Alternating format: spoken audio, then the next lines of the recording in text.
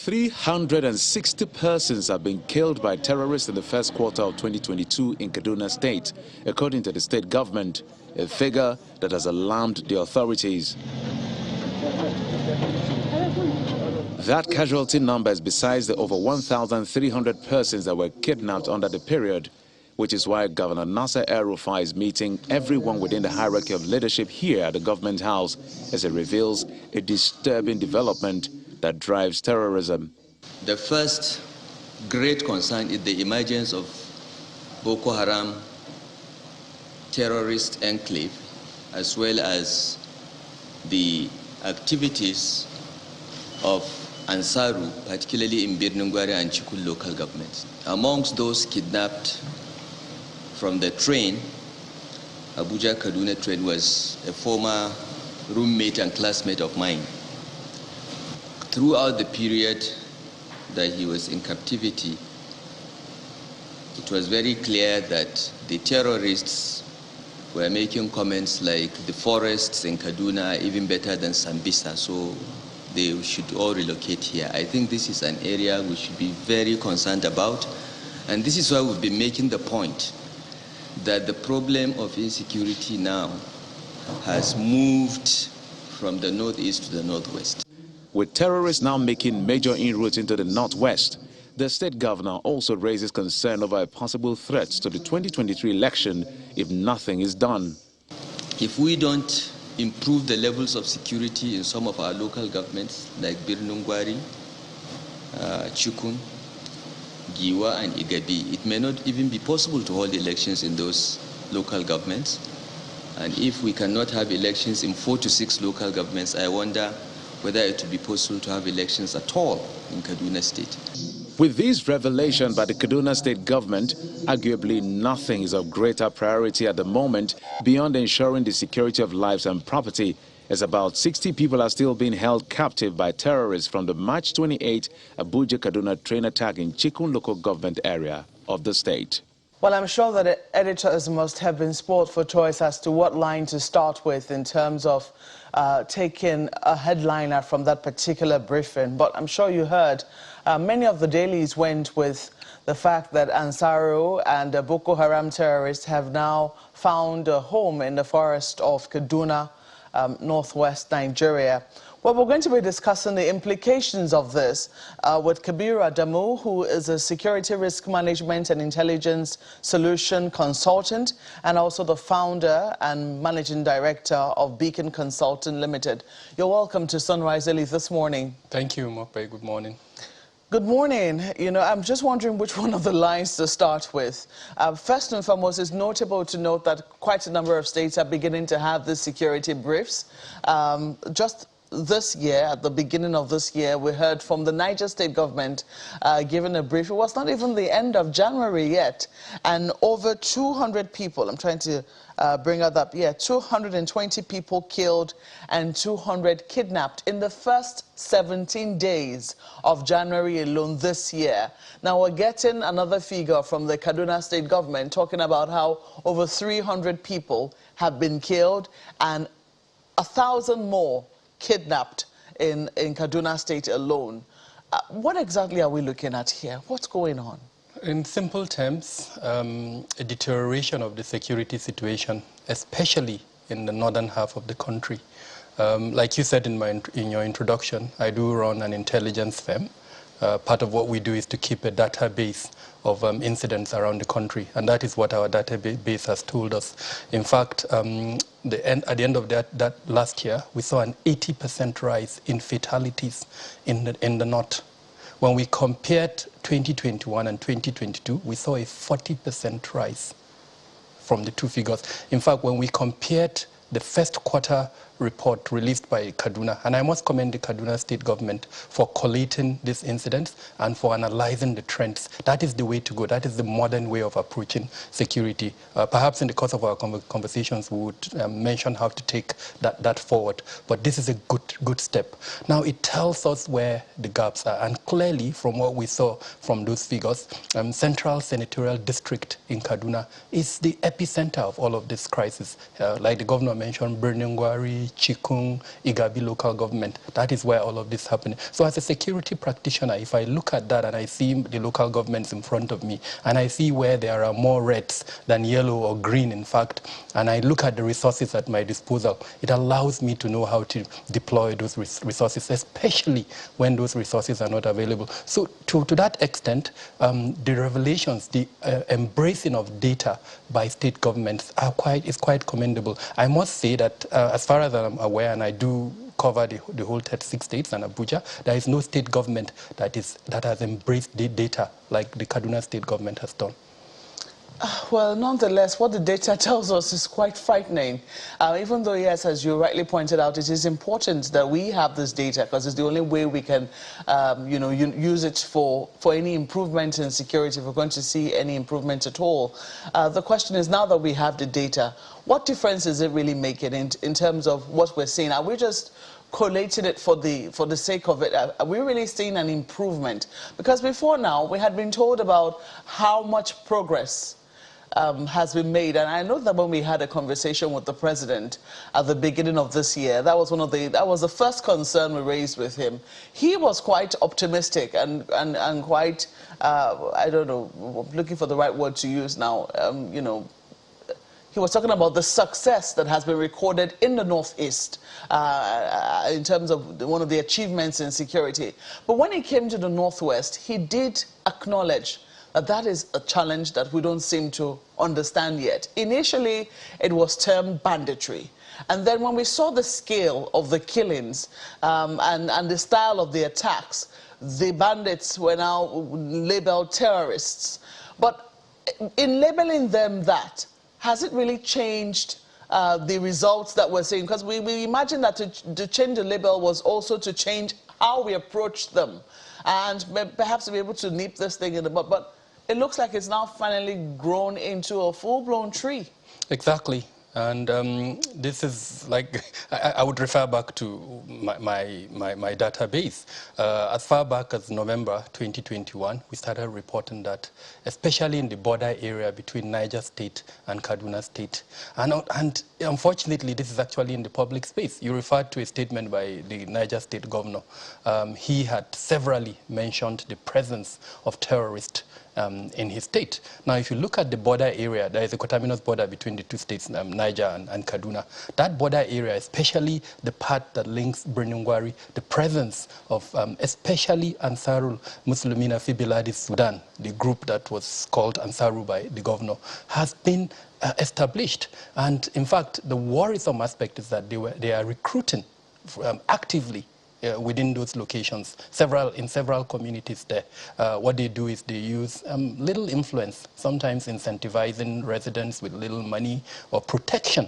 And then, residents out of fear or perhaps because they don't have any choice, embrace that olive, the branch that they are offering to them. And so before you know it, the various levels of participation of a person in a terrorist group starts exhibiting itself. It could be just, silent membership. It could be active support, or it could be, in some instance, informants, like the governor mentioned in his statement. So this is well established. And like I said, as far back as November last year, we started documenting that. It's evidential in my report, which is open to the public. Anyone who wants, go to the website, you see it. Up until our last report in April, we still mentioned that there is an active recruitment by this particular group, Ansarul Muslimina fi Biladi Sudan. Now, the governor mentioned Boko Haram. That is a generic word. Boko Haram represents, as far as I know, about 3 groups. And I think it's very important that we establish which of these 3 groups the governor is mentioning. There is the Jamaat al-Sunnah Lidawat al Jihad, which everybody knows, yeah, by Shekau. Then there is the Islamic State in West Africa province. Now they represent different objectives, and it's important that we know which one. He wasn't very specific, but it's important. Now that we know that, and to answer your question directly, there are 2 basic laws that determine or govern terrorism in Nigeria. The Terrorism Prevention Act, which was just repealed recently by the president, and a new law replaces it, which makes the Nigerian law now in compliance with international requirements. Now, a lot of us have not really contended with the consequence of that repeal and this newly enacted law by Mr. President. If before we were doing specific things that was more or less local to Nigeria, now this new law makes everything that we do compliant with international requirements. So your banking transactions, as an example, there are 5 components of the law which by, for instance, designating terrorist groups, bandit groups as terrorists, I expected to see that following. So as an example, their membership, just like the military did in the Northeast, I had expected that pictures of the leaders of these bandit groups will be put, in media houses like yours, as an example, placed on several places, so that as a Nigerian, I know who these groups are. We are told 2 names, Mbindiga and I think Mbanga. That is a generic word in Hausa, which refers to, vigilantes and all that. It's too generic to allow any action. We needed more. Who are their members? How are they generating their funding? How are they recruiting? I told you that we've documented how they are recruiting. So things like that would have followed, so that the various operational elements within our security architecture, we pick on those 5 things and start implementing them. Arresting those members that were mentioned, tracing their activities, how are they raising their funds, do they have bank accounts that they are operating, and several things. So once these various operational elements within the security architecture do that, they can now present evidence to the courts for their prosecution. Unfortunately, I'm not aware that that is being done at the moment. Well, just before I take this to my colleagues, I'm wondering what do we know about Ansaru? How is it fundamentally different from the 3 other groups of Boko Haram which we know? As far back as 2012, if I remember well, it broke out of the bigger group, Boko Haram, because of ideological differences. A lot of its membership leaders were from the northwest of Nigeria. So they started operating in Kano, parts of Katsina. You recall in 2014, when a French engineer was abducted in Katsina State. He was working on a solar an alternative power project, and he was abducted, I think in 2012 or 2013. Then another engineer was also abducted in Kano. Then in Birnin Kebbi, a Briton and an Italian were also abducted. All of these were related with the activities of the group. So it turned out that the major ideological difference at that point with the parent group, which is Jamaat al-Ahlussunnah al-Dawat wal-Jihad, was in terms of the methodology with which the parent group was trying to achieve its objectives. So suicide bombing, they felt that suicide bombing was not something they wanted to embrace because people were killed at random. So what they did was, do those abductions, specifically targeting internationals, and then they will now make political demands. When they abducted the French engineer in Katsina, one of the demands was that France should repeal its law on the use of veils by Muslims in France, and several other political demands. So that became obvious that, yeah, they were Nigerian specific, but they had an international agenda, as it were. So as a result of counter-terrorism successes by the Nigerian government, some of their leaders were arrested. Now they went underground from that 2014 up until 2018, 2019, when we started seeing videos and postings on social media suggesting that they were coming back again, and we're where we are at the moment. Let's send this to my colleagues in Lagos. Well, thank you, Mokwe. Well, one of the things that struck me the most in all that you've said so far, especially about the different groups, is a play on sentiments, which is quite strong, it would seem. In terms of dealing with that sentiment and thereby curtailing the real severity of the insecurity issues that has arisen as a result, what do we know about that? How do the security agencies handle the sentimental angle of this conflagrated insecurity? I must say a brilliant question. If you look at the Global Terrorism Index, they singled out one particular aspect as the reasons why terrorist groups thrive, and that is their ability to exercise influence. And I think your question, really centers on that. Now, we have a national counterterrorism strategy. It's a strategy that puts in details how we should combat terrorism. My understanding is that we've not been implementing that strategy, actively. If I'm going to ask to give a range of what we've been implementing, I don't think we've done more than 30%.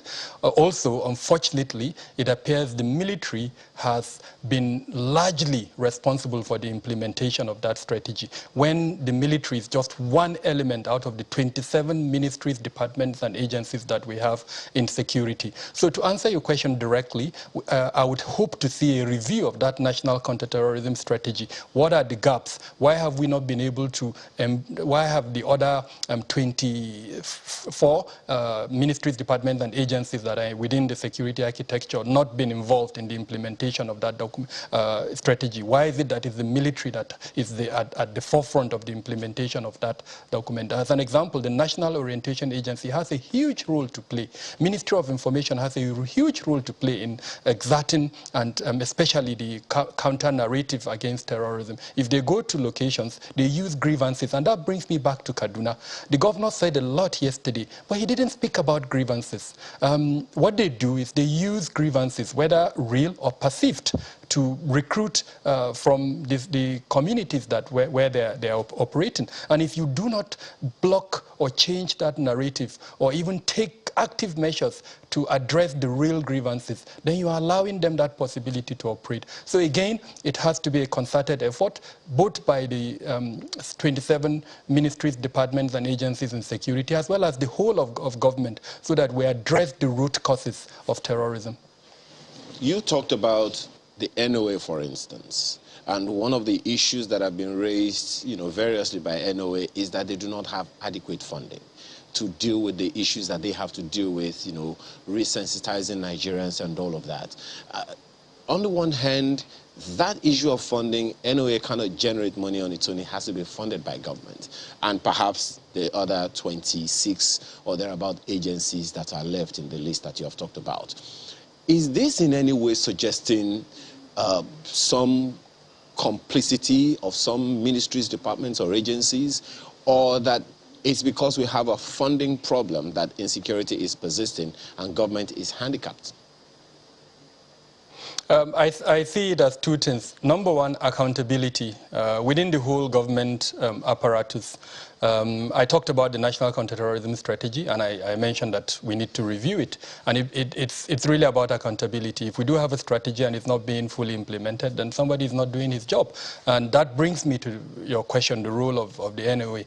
When COVID came, NOA went out and did a lot of jingles. In fact, very active. I'm sure your station too put up some of those jingles. Now that tells you something about priority. Perhaps COVID, because of the sentiment, both national and international, NOA prioritized COVID, when in reality, frankly, terrorism is killing and has killed more people than COVID. So perhaps because of that lack of accountability, they've not prioritized their participation within the National Counterterrorism Strategy. And that brings me to the next point. What kind of metrics, measurement, M&E, and evaluation mechanisms do we have within the government apparatus structure to see how these organizations are participating within the National Counterterrorism Strategy? And as someone who has studied national defense, I can tell you in all confidence that M&E, monitoring and evaluation, is largely deficient within the security sector.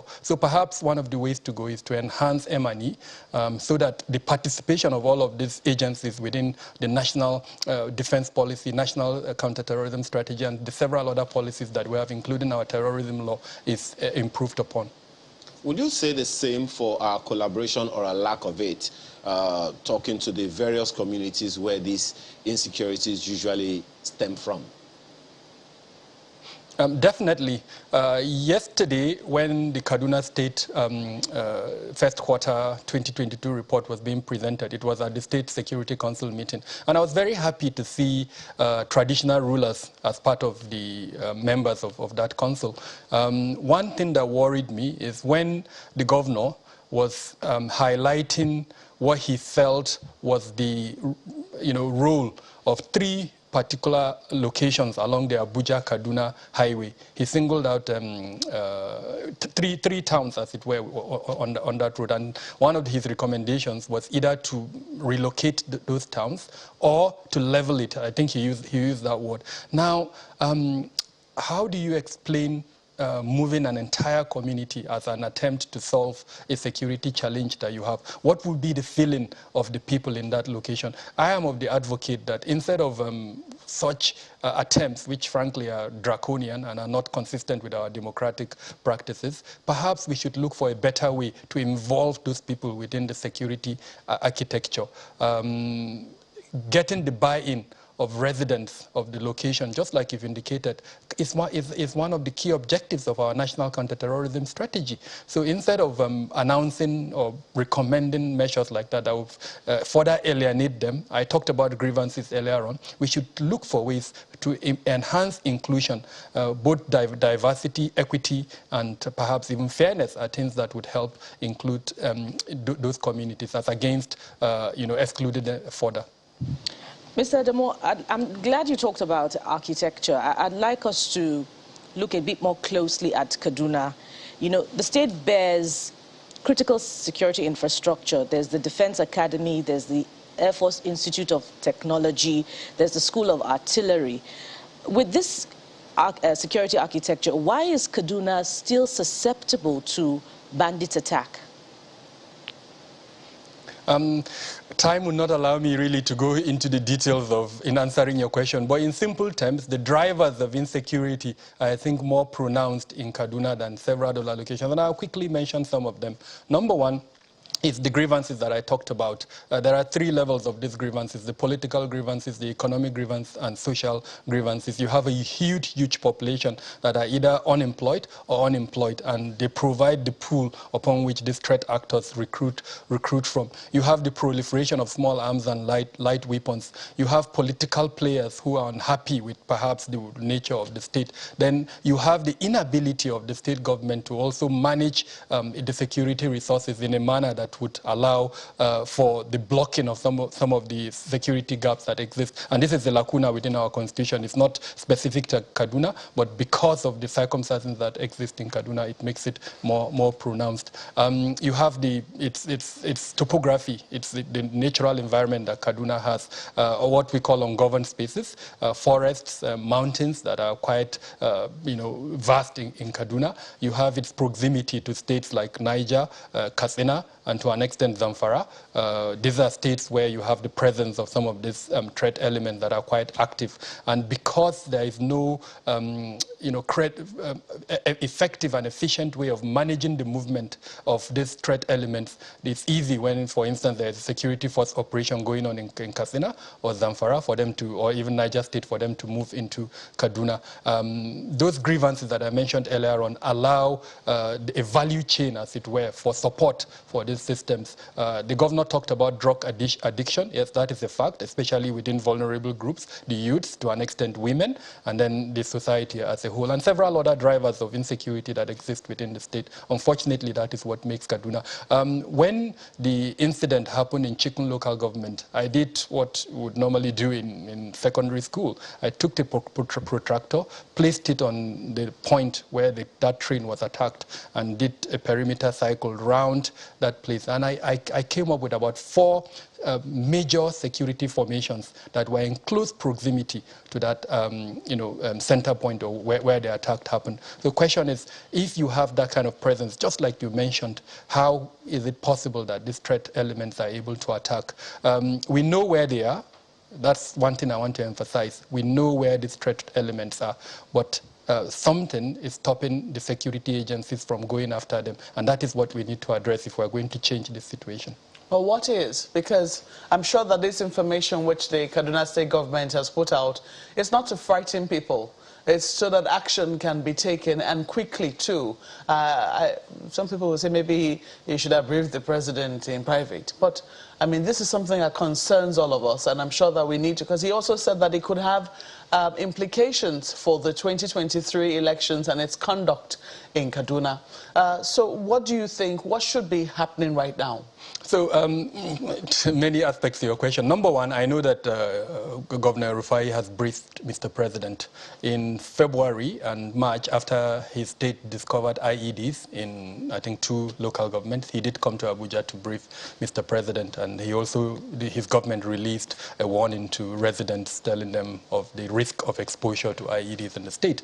Now, there is a lacuna in our constitution that I talked about earlier on. Security still remains in the exclusive list. So the governor is handicapped, but that does not excuse him from taking certain actions. And I always like to use the example of the Lagos State model. Lagos State has established a security trust fund that is being run like a private organization. It's transparent. We know how much money goes into that trust fund. We know the usage of that money. And if I'm right, Lagos State is the only state government that has that level of transparency. That is the way to go. States like Kaduna should enhance what they are doing at the moment by establishing a transparent system of running security. They do gather funds, they do collect the security vote, and we're told in that briefing yesterday that he supports the security agencies. But then there is no transparency around that support. Number two, we need to decentralize security. How we decentralize that, I think, should be a narrative that should be included in the debate around these 2023 elections. Candidates who are involved in that election should tell us how they intend to decentralize security in a manner that would not add to the further security challenges that we have at the moment. Issues around control, issues around the usage of security departments politically should be addressed. Any candidate who is able to tell us that, he has my vote. And I think that's what Nigerians should perhaps be calling for at the moment. Well, I don't know. For the people who have heard this, I really feel very disturbed learning that this is in Kaduna, because I do know that the government has put quite a bit in place, inviting investors into the state with the investment summit every year. I don't know how business people will be taking this, if they should be afraid. They should come to me. What about the ordinary people? What can they do to help? I just talked about that we're in a political season. Let's pick out. This is what we want. We want improved security. There are 5 coordinating elements within the national security architecture. We need to hold them to account. The Office of the National Security Advisor, the Minister of Defense, Minister of Interior, the Minister of Police Affairs, and 2 departments within the presidency. They need to speak to us. The governor has presented this, credible, no doubt. What are they going to do to address it? We need to hear that from these 5 elements that I mentioned. Should we also be putting pressure on the presidency to speak to the issues raised by the Kaduna State government? So all of these elements that I mentioned are representatives of the presidents. Okay. Well, we'll see whether we'll get any further information, coming from Abuja now in response to what has happened in Kaduna. But indeed, we'll wait to see what will happen in the following days. We sincerely hope that action will be going on behind the scenes. We have to thank you so much for coming on this morning. Thank you for Mr. Kabir Adamu is a security risk management and intelligence solution consultant, and also the founder and managing director of Beacon Consulting Limited. Thank you once again for coming on. Thank you for having me.